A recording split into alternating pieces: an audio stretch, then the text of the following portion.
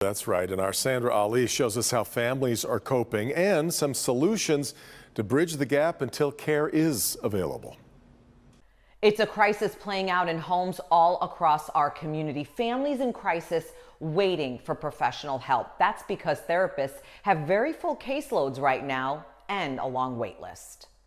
Wendy Harmon has 5 daughters. They don't have an outlet. They need structure. They need social settings.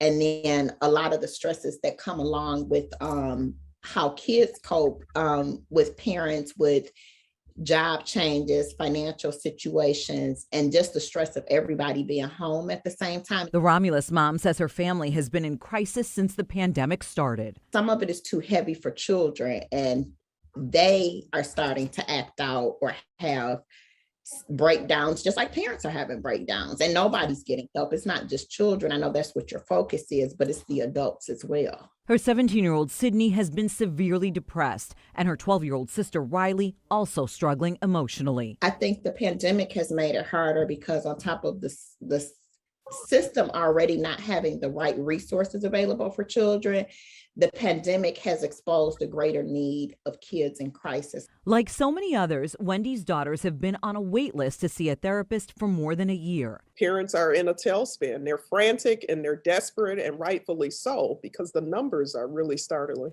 Detroit-based psychologist Dr. Rose Moten says Wendy's story is all too common. I've been in practice for 22 years, and I've never seen anything like this before. Like, it's a real crisis going on. And it pains my heart. It pains my colleagues' heart when we're not able to service them because there's a limited amount of time. The numbers are staggering. ER visits have been up 45% since the pandemic started for children 18 years and over. That is a startling increase because of the therapy shortage, because of the shortage in mental health professionals.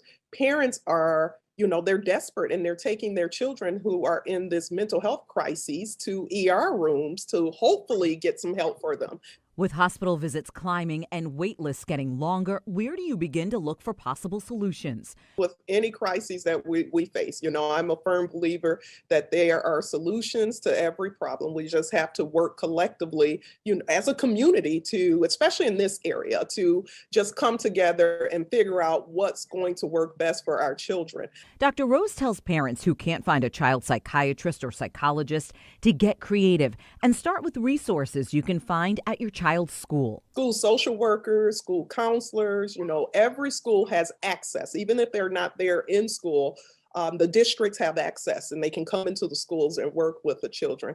She also encourages parents, now is a good time to check in with yourself. Since school started, Sydney and Riley are getting some help through a teen clinic for now. They're still on a wait list, patiently hoping for spots to open up with a therapist. We also have to remember the mental health professionals are also human.